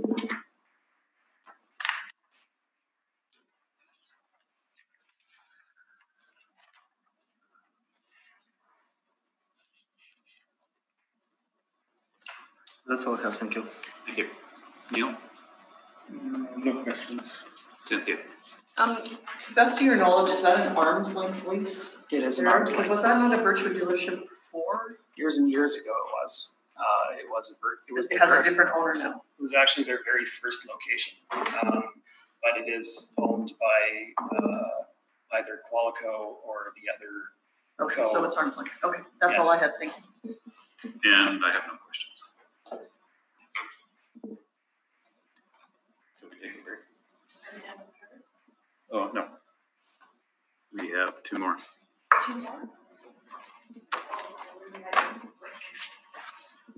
Okay, we'll take a 10-minute break, coming back at 10 to 3.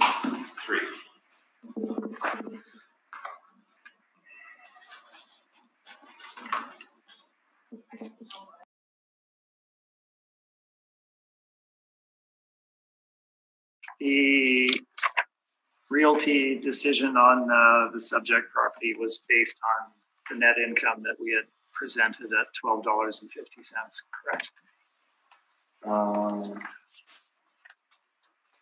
Did not look at the value, but I would yes. So I cannot tell you what value is about. decisions. No problem. So let's look at the rent comparables that the city has used for the subject property then. So, and again, these are the same rent comparables for 2554 Portage that we just covered. Same, Correct. I believe they're identical. Yes. Okay.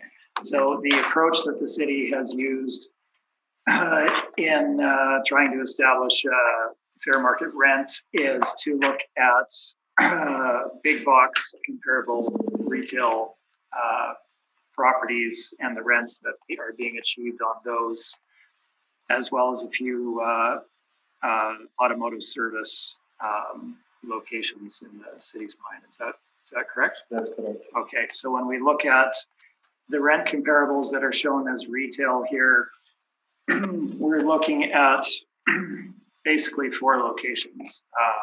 Polo Park area, Caniston and McGillivray Power Center, IKEA Sterling Lion Power Center, essentially, and the Regent Avenue Power Center strip. Is that correct? When I go through them?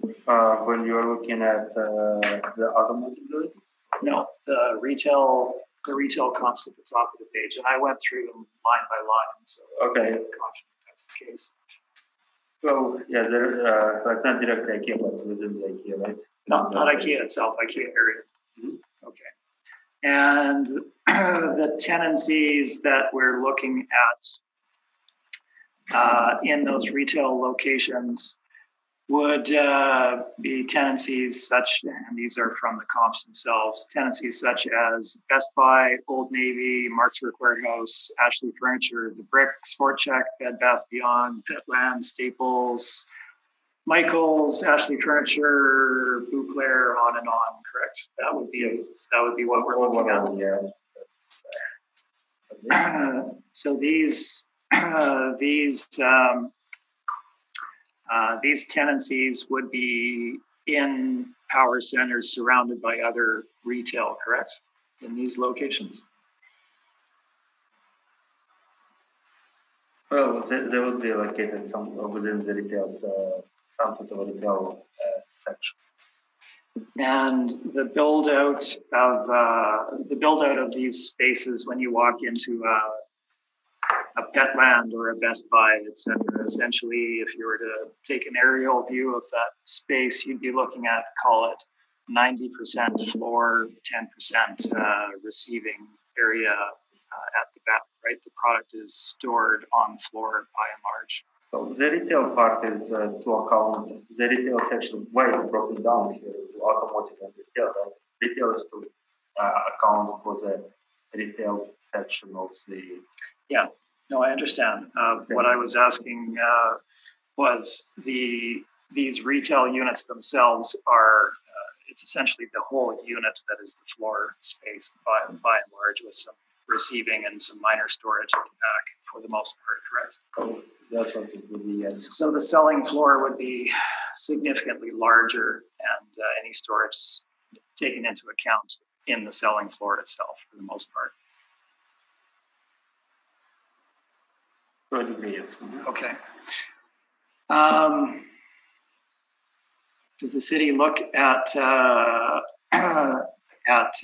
longevity of these tenants? I went through quite a number of these big box stores, and quite a number of them have closed either their whole operations or a significant number of stores across Canada prior to the COVID-19 timeframe. Does the city look at that when including data? Well, when we look at it, we're looking at the lease start date, okay? And if the lease was started prior to the reference period and within the relative proximity to the reference period, that is not going, trying to keep it closer to the reference period, right? So that's a primary focus. Yes, some of the stores here in this list can have closed, but that doesn't negate the fact that they signed a lease at a certain date for a certain price per square foot. So let's move on to the automotive section at the bottom. Number 28, 1284 Main Street. This is an MPI location. That property is, majority of it is office space, and it also has some basement space in there, I believe. It was a request for proposal. Is the city aware of that detail in the driving of the rental rate? I'm not sure what you, but I guess the specifics of request of proposal. What do you mean? Okay. 3570, comp number 29, 3570 Portage. This is Boyd Auto location. It's their head office. Again, the majority of that space is office space. Is the city aware of that? I'm not aware of it. Okay, there's two small bays at the very back of the building, and call it 90% of the building is office space for Boyd itself. 3680 Portage Avenue, number 30. It's listed as 7,200 square feet. There's a significant mezzanine space there as well that's not included in that square footage. Would that drive the rental rate down from 1250? Well, again, what we have shown here is the rate reported by on the income expense mailer. Okay. And then finally, comp 31, 2537 Pembina Highway. This is the former Subaru dealership location, correct?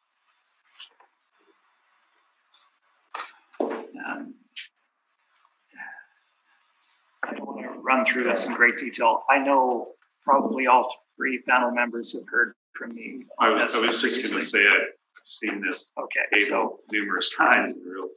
Right. So my comment question is: we have had discussions and access to both parties on the transaction. It was Pattison Auto Group out of Vancouver came in, wanted to enter the market in order to acquire not the Subaru dealership, but the right to operate Subaru there. They had to enter into a well above market rental rate for a relatively longish term in order to rent that space, as well as an option to buy at the end of that term at a set amount that was well above market as well. So they were essentially locked into buying out there. They went through that process, bought the property, stopped operating immediately there, and they've moved Subaru over to the Waverly Auto Mall, which was their original intent. That location is no more. It hasn't been for some time, and the rental rate there was a non-market transaction driven by an external party's need to enter the Winnipeg market to sell cars. Those are all of my comments. Thank you. Thank you. And I'm just going to let everybody know that this hearing will be over at 4 o'clock. And any properties left on it will have to be adjourned and held at a later date. There's some more commitments other than mine there that we have to deal with. People in this room. So,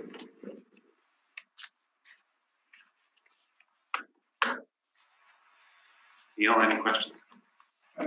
Just on your retail comparisons, you don't have many from the general market area. This dealership, why is that? So this is a general comparable used for the dealerships throughout the city. So it's the same list of comparables that is used for every dealership in the city. So that's given limited number of available comparables. That's the best. Okay, I have no more questions. Thank you. I don't think I have anything, thank you. And I have no questions. So, Trevor, you can proceed. Okay, thank you very much. So again, just to reiterate, the realty appeal for this property was already decided earlier this year.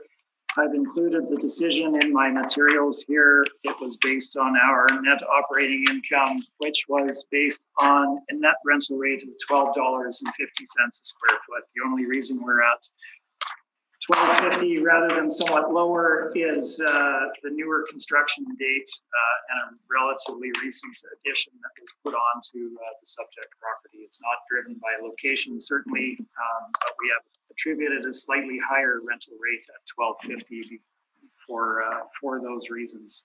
So again, it's decided at $12.50. None of the material has changed, either from the city's perspective or in the material that we present to you here today. So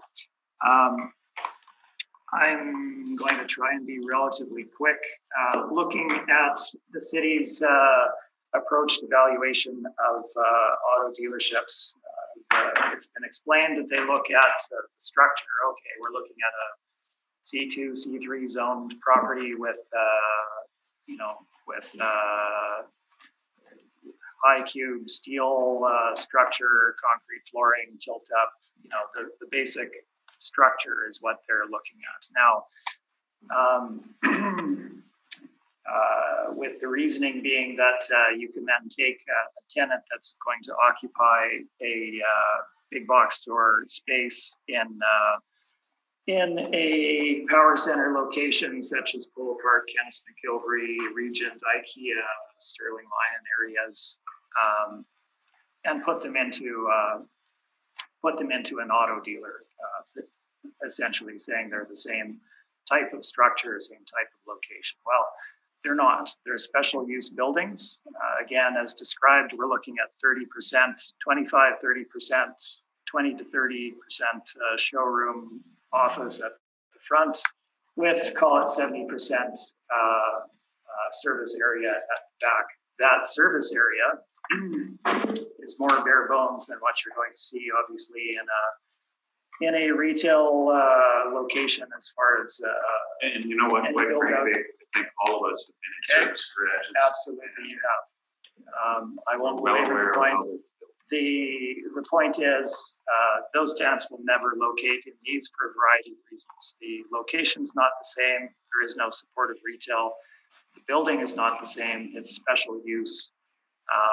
And there's excellent examples of this, which don't get discussed enough. So the city's comp number 31 here is a brilliant one, 2537 Pembina. Jimmy Pattison comes into town, acquires two locations, one on Regent, one here. And I think we all know. Right, so he shutters it. That building is vacant, and they're not putting in another auto dealer there. It will have to be redeveloped. McNaught on Portage Avenue, now torn down and we're getting torn down and being redeveloped. Winnipeg Honda on South Pembina, vacant forever, eventually torn down. Now they're going to do multifamily on that site. When auto dealers get obsolete and they've passed through kind of that used auto dealer phase, they don't serve any other particular need in the marketplace, and they most certainly aren't comparable to first I'll ask you again that we've all heard that. Yep, that's my final comment on that. I am not going to run through my commentary with regard to the retail comparables here or my automotive comparables. They're exactly the same ones that I presented for 2554 Portage. Happy to answer any questions on any of those that you may have. Subject property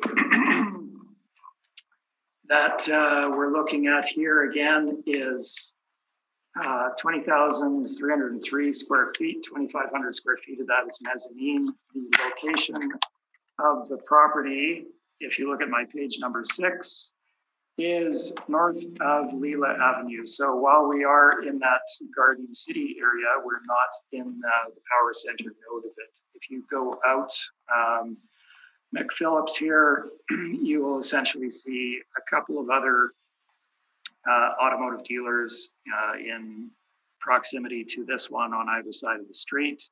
a gas station beyond it, and then you're out into undeveloped green space by and large. Closer in, obviously, there's some retail, but that is not what this is, nor are they going to move into these spaces. So looking at the subject itself, we have a first-run automotive dealership. The rent that we have used for the subject, again, at the upper end of what we would see for auto dealers, given the age of it, and not the location, which is not as strong as, say, further in on McPhillips or Regent, etc., is $12.50 a square foot. We're not underestimating the rent here. We're at the top end of what I would put on anything as far as these go currently.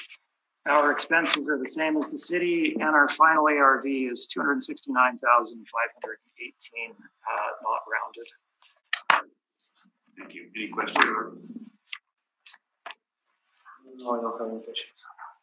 Okay. Neil. Just a comment, it would round to 269,520. So, yes, absolutely. Cynthia. No questions, thank you. I have no questions. The next item is 1 Owen Street.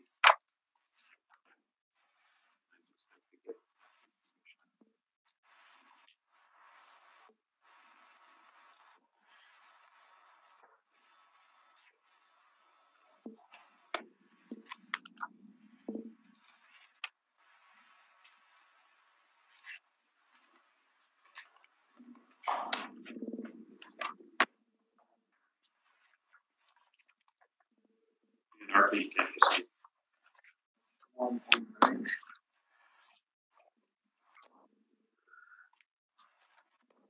Number 195706, address 1 Owen Street, owner business assessment ID is 35179, owners Miguel Stephenson Company Limited, BCC Holdings Limited. Okay, so it's a 15,646 square feet premise with base ARV of $13.75 per square foot.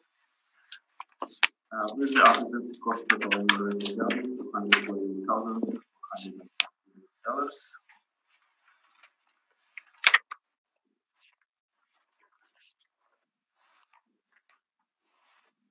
So comparable. Okay, so page 2 we have comparables.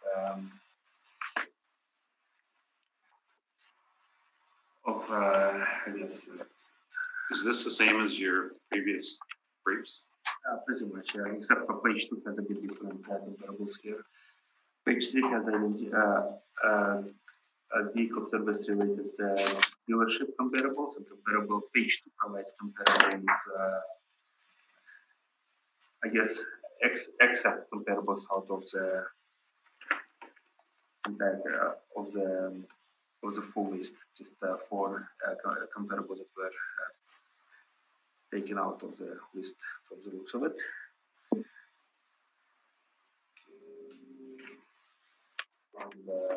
On page 4 has a picture of the subject property, and the page 5 is the Board of Revision order. That's all I have. Thank you very much. Any questions, Trevor? No questions. Neil. I guess just one, a general one. There's been a number of these where the realty, the board has decided in favor of the applicant. Is the city appealing those ones where they're not accepting the board's decision? Some have been appealed, and some property has been appealed. Okay. Questions? And I have no questions. Trevor, if you want to proceed. Thank you. So 1 Owen Street, for the realty roll number, realty assessment, it forms part of a larger property, that being 1376 Regent. And if you look at the cover of my brief, you can see the outline of the whole property. So you have a gas station, car wash, C-store, co-op on the front corner. Beside that, you have a Kia dealership in an older building. And at the rear of the site, away from Regent on Owen, corner of Owen, is the collision center. So right at the back of the site is the collision center. As already mentioned, the decision on the realty side, and I've included this in my addenda as well, was based on the NOI that we presented for the property. And I've included the excerpts from my brief from that. The dealership was separated from the collision center as well. So we're looking at apples to apples. The collision center itself, the net rental rate that we applied was $10.50 a square foot. And that was the basis of the board revision decision. In addition to that, Birchwood itself has 2 collision centers within city limits. The other one is at Unit 60, 3965 Portage Avenue. That property has already been heard for both realty as well as business. And our material for that one is essentially the same. It's somewhat larger, not significantly, but less of a lesser location. The decisions in both of those cases, realty and business, were based on our suggested rent of $10.50 a square foot, which is what we've applied to the subject here. I will save us as much time as we can here. Leasable area, we're looking at a significant size, 15,646 square feet with a very small mezzanine area. Property was reduced in both 2018 and 2016 based on a rent of $10 a square foot. We've applied $10.50 per square foot in our valuation of the subject. So we have moved forward for the current time frame. Description of the properties on page 3. The location is shown on page 4. As shown, it's at the very back of the site. Very limited visibility from Regent. Essentially no transferability to any other retail type of operation for that location. I've given you my comments on that. I will go through them again. The comparables that we provide on page 7 and 8, these are only automotive. We're not looking at retail here. There is no showroom. It's entirely service other than the tiny little office component and reception area at the front corner of it. The rents that we have, automotive service, again, we're looking at between 2,500 square feet up to 14,500 square feet. Dominantly in that 2,000 to 7,000 square foot range. Lease start dates in the 2016, 17, 18, 15 range for the most part. And our rents range from the low end of $6.50 a square foot up to, pardon me, a high end of $12.50 a square foot for one automotive second run automotive sales and service location. That is slightly questionable. The rents by and large are in that $9 to $11 a square foot range. Typically the locations we're looking at are front and center. They're not set on the back of the site and blocked by other tenancies. They're right up front. And we're looking in that 9, 10, 10 plus range for the most part. Some of these are, as noted, national brands, tire centers, other automotive service, national brands, etc. So we're looking at significantly larger size here, 15,000 square feet. We're looking at automotive collision rather than automotive service. We're not just changing the oil here. It's repair of the vehicle itself. It's a different entity. So looking at all of these things considered, we've applied a rental rate of $10.50 a square foot. Again, this is a lift from the prior cycles. Using the same expenses as the city, we arrive at an ARV of $197,618. And the addenda materials include the material that I've just discussed. Okay, thank you. Thank you. Mark. I don't have any questions. Thank you. Just on your comps there, most of them are quite a bit older properties, correct? I just scrolled back up. It said 2005. This was constructed. Yes, this one was built in 2005. Yes, so yeah, for the most part, they are somewhat older but better located. And the 1050 rent that you were referencing the realty amount and then the amount you're using again here, is that based on an actual or is that? No, it's an owner occupied. It is owner occupied. Okay, that was going to be my next question. Yeah, there's no All right, arm's length lease here. okay, thank you. That's all I have. And I have no questions. So that concludes that file. Great, thank you very much for your patience. Second final comment, which I didn't mention with regard to the restaurant, is they've been mandated to shut by government regulation for 3 months, and now are able to open fully, but only as far as being able to distance by 2 meters, which in nearly all restaurants means 50% capacity.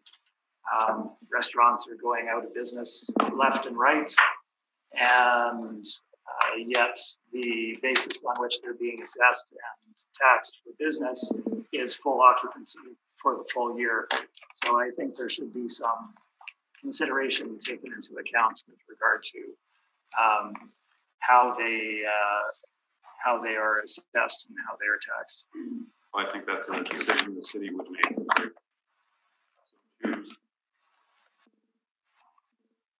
Thank you. Thank you.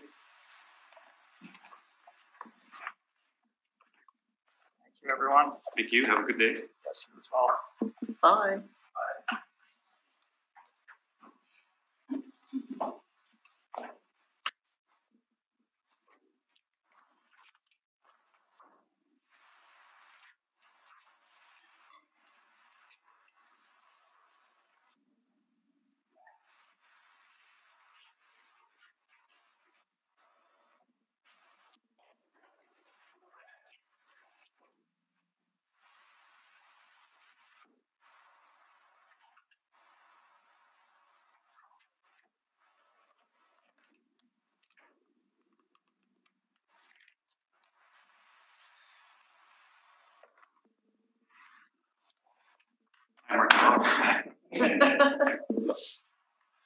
Give us much time.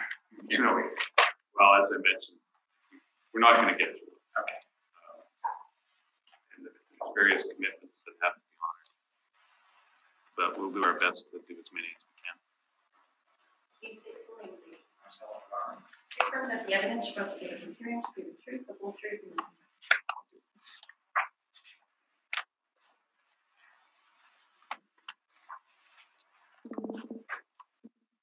The first property is 1008A Keewatin, and Arthur, you can proceed. File number 195419, address 1008 Keewatin Street, business assessment ID 39669, owners Red River Cooperative Limited. 1,813 square feet, premise with a base price per rent per square foot of $34.44, with the occupancy cost total annual rental value $66,900. My recommendation is the board to confirm the annual rental value. Page 2 provides comparables of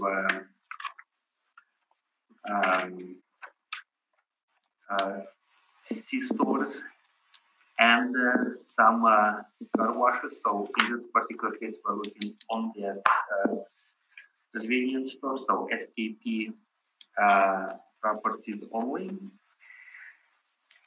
And we see there for SKP rates ranging anywhere from $49.91 per square foot all the way up to $188.27 per square foot. Okay, page 3 provides, I guess, aerial view as well as street view of such property. With and the report is concluded by the Board of Revision order, where the decision was based on there was no change to the realty assessment, and the decision is based on the evidence presented by the assessment and taxation department. That's all I have. Thank you. Thank you. Marcello, any questions? Yes. The rental comps that you've provided, did you compile these, or were these compiled by your data systems? They're standard comparables used for gas stations. I'll have you ask, have you turn to comp number 1 in the comparables on page 2. Okay. Now I've done the math on these. So your skip area, which is your convenience store, is $22.50. The VCW is $13.75. The comparable rent for your skip is $40.25, and for your car wash is $10.50. If you multiply these two figures together on both sides, so the skip area, the VC area, the skip rent, and the VCW rent, I'm coming out to a total of $105,000. Have you looked at that? Yes. So effectively what you're presenting here is an annual pad site rent, correct? Yes. Okay. So these are not in fact resident or retail rents. These are in fact pad leases, which are actually land leases, correct? Yes, they are. Okay.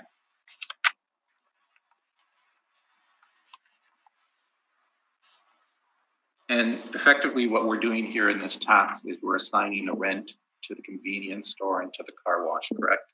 Correct. Okay. So in terms of the car wash, we're not really disputing anything with that. But in terms of the convenience store, you have no comparables here that support your convenience store rate, correct?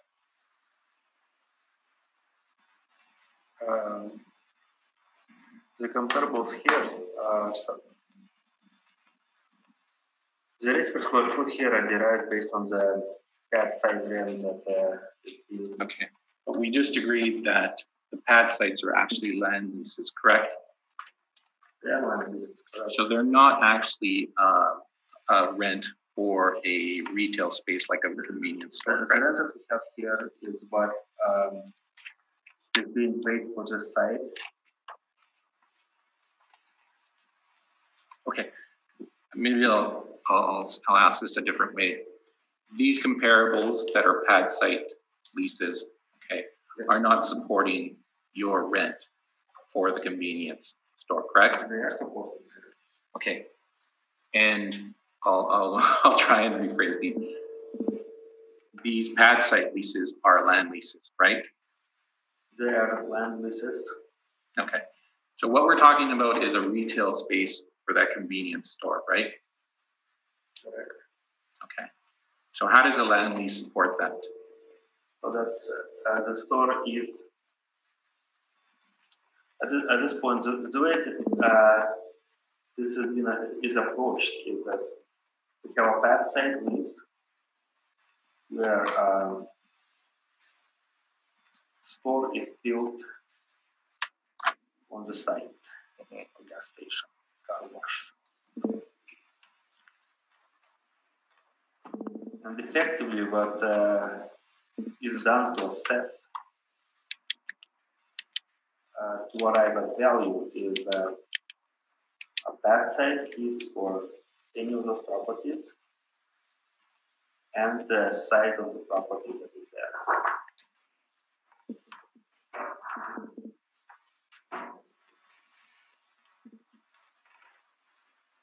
The rent that you have for your convenience store is therefore not a retail rent.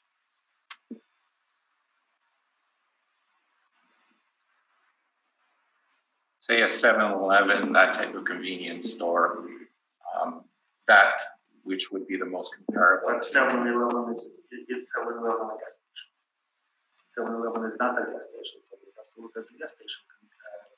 So what we're assessing here, stores that also provide gas. But what we're assessing here are the premises, not the gas pumps, canopies, and tanks, correct? That's done in realty. What we're doing here, what the task is to assign a rent to the convenience store, correct? There's a little bit of a nuance here, a difference between the realty and the business assessment. Would you not agree? So, no, I would not agree. So your answer is that you just don't agree? No. Okay.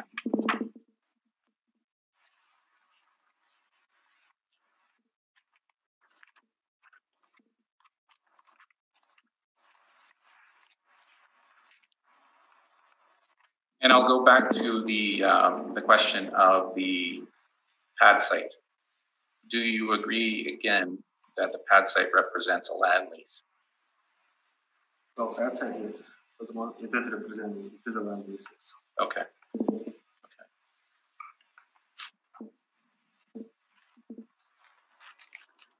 Those are my questions. Thank you. Neil? Okay, so if you're including total pad site lease, then you're saying that the occupancy cost of the land that's used for the pumps and canopies is included in that total occupancy cost? We're not talking about the depreciated cost of the equipment itself, which is down on a cost basis. Mm-hmm. But the land itself, you're saying that forms part of the occupancy cost for the entire business? Well, with the gas stations, the way it works is, for the most part, it is a pad site lease where tenant constructs whatever they wish they want to construct.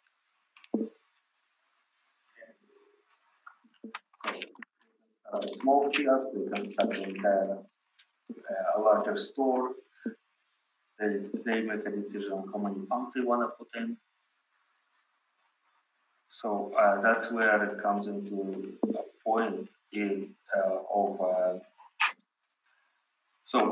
what essentially goes into effect is for the way to compare a gas station to another gas station is to take what is on a comparable site, what is built on a comparable site, is effective pad site is. That's what is being taken into account here. Right, that's my question. So you've taken the pad site rent and then you've taken the square footage of the store and you've divided that in to come up with the rent. Is that what you've done? Yes. Okay. Okay, that's all I had. Thanks. And I have no questions. Marcelo, you may proceed. Page 1, again, this is 2008, or 1008A Keewatin Street, business roll number 39669. On page 2, you can see the plan area, the year built, a picture of the location. Page 3 is the applicable legislation.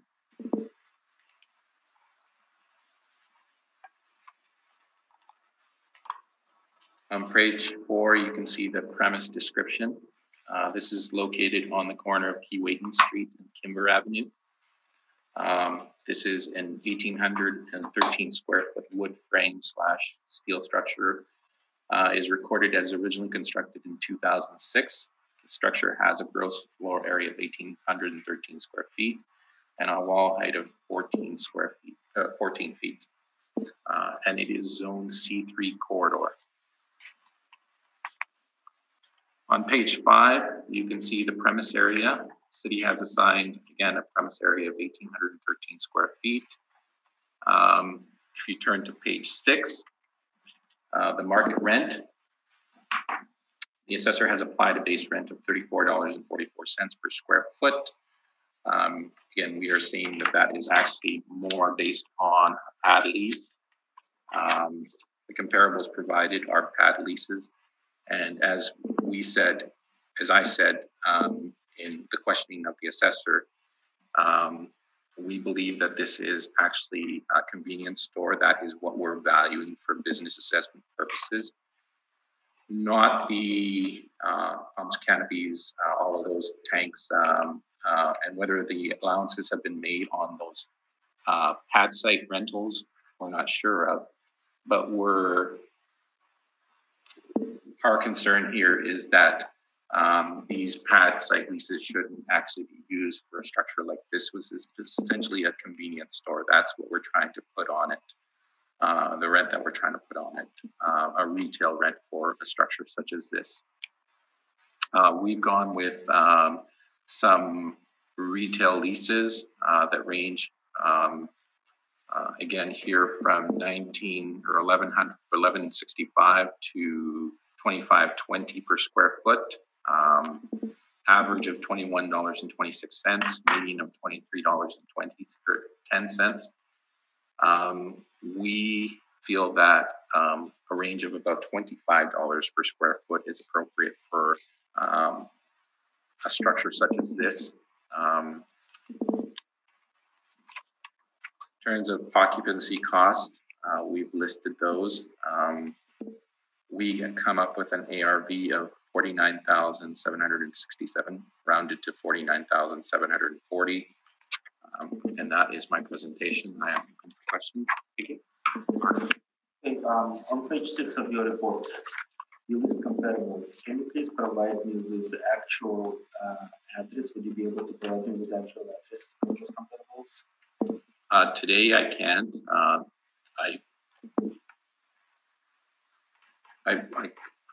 I should have actually sent them to you. They are leases that we've provided in several of our other dockets. Standard in our gas station appeals. So I've made no changes to these. In fact, you've probably already seen these. So, and consistently, they didn't have any specific address with them. They were just providing me with the street name, right? The listable area. What kind of properties are those? These are retail properties similar to our subject. They're not gas stations. We're looking strictly at retail locations. So it's a totally different building altogether. Do they sell gas?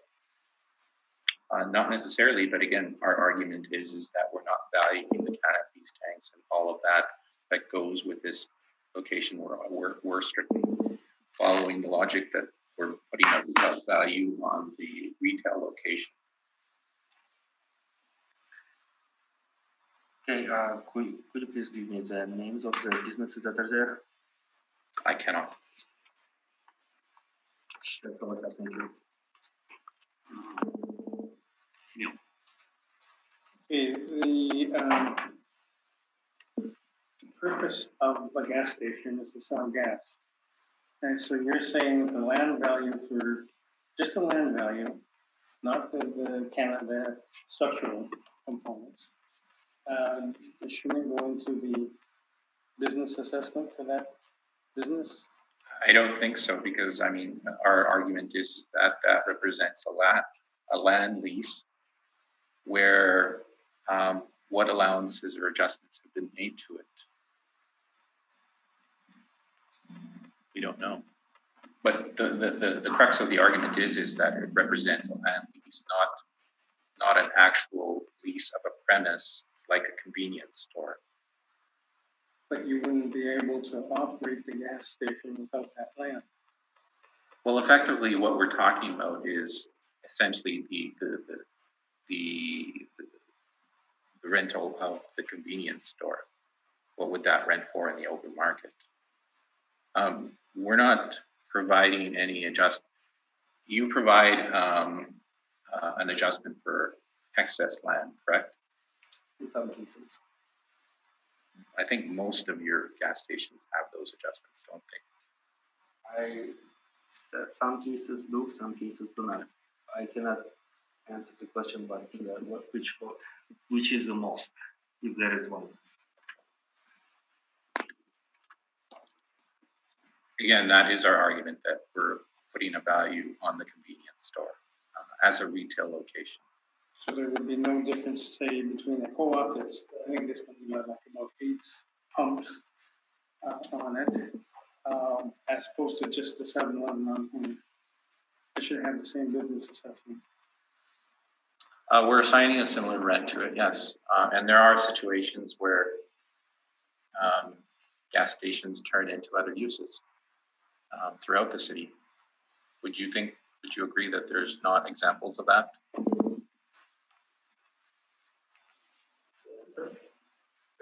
It's a yes or no answer, so yes or no.